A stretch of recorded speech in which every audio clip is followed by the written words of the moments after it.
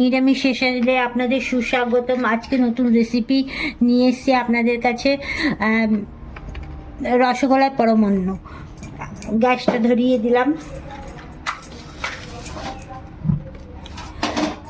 সবসময় দুধ জ্বালাবেন, একটু অল্প একটু জল দিয়ে দেবেন, তাহলে নিচে ধরবে না।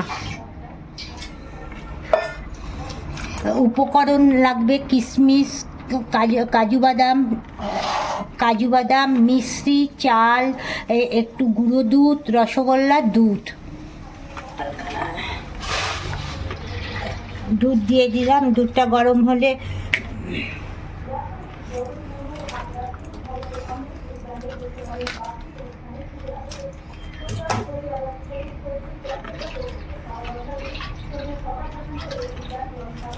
আমি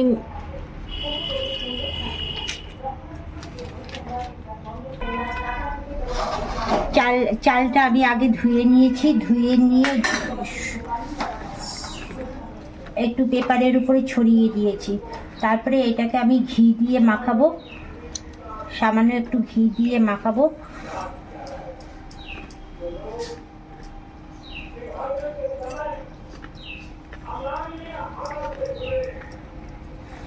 এই রেসিপিটা আপনারা করে করে খাবেন। খেয়ে কেমন লাগলো একটু কমেন্ট করে বলবেন। বেশি ঘি দেবেন না।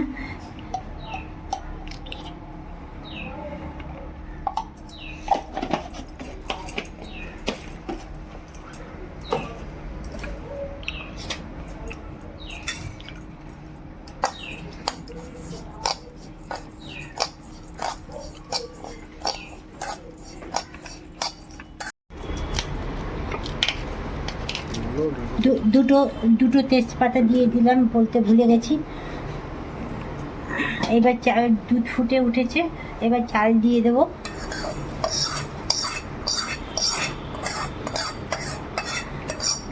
দেখবেন আপনাদের পায়েসটা যেন না পড়ে। পায়েস পোড়া খুব খারাপ, অমঙ্গল হয় ঘরে।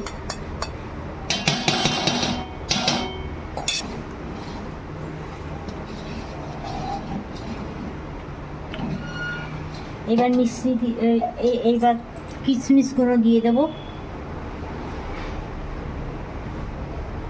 ধুয়ে নিয়েছি।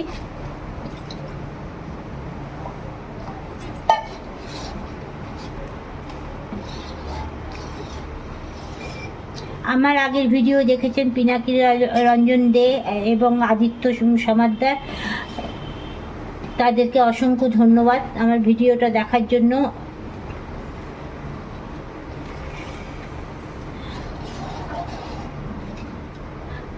আমাকে এই ভিডিওটা তৈরি করার জন্য বিভব সমাদ্দার সাহায্য করছে, তাকে অনেক ধন্যবাদ।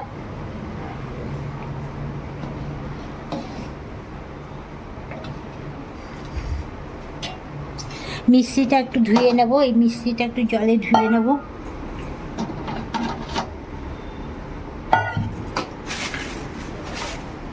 মিষ্টিটা ধুয়ে সঙ্গে সঙ্গে তুলে রাখ। মিষ্টির ভিতরে অনেক নোংরা থাকে। ধুয়ে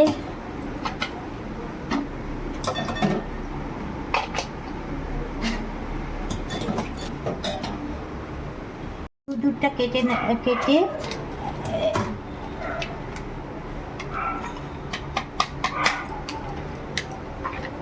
একটু এখান থেকে একটু দুধ নেবো।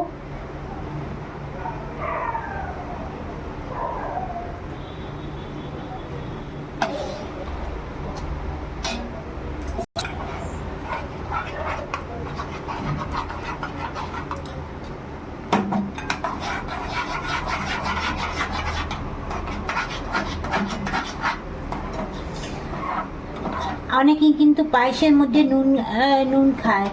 আপনারা কিন্তু পায়েসের মধ্যে নুন দেবেন না।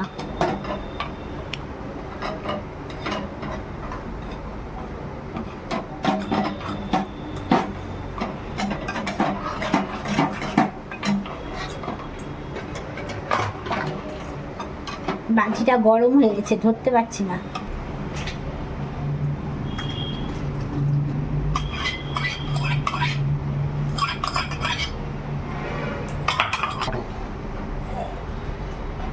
এইবার আমি মিষ্টিটা গুঁড়ো করে নিয়েছি। দেখুন এরকম করে মিষ্টিটা গুঁড়ো করে নেবেন।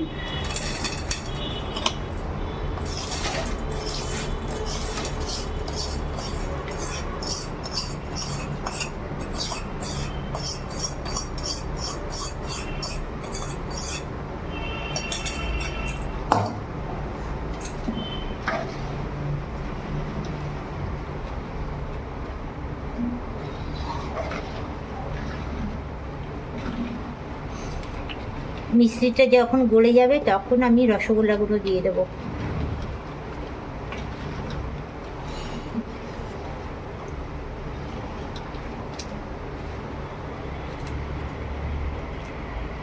বাদামগুলো, কাজু বাদাম দিয়ে দিচ্ছি এখন।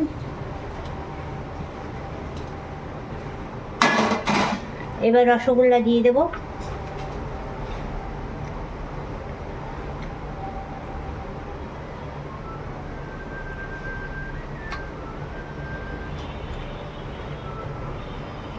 রস যাতে না যায়, একবারে ঢেলে দেবেন না, এক একটা করে রস চিপে চিপে দেবেন।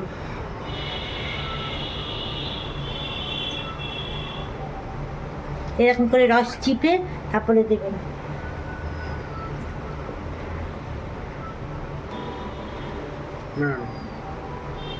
এই দেখুন রসগোল্লার পরমান্ন।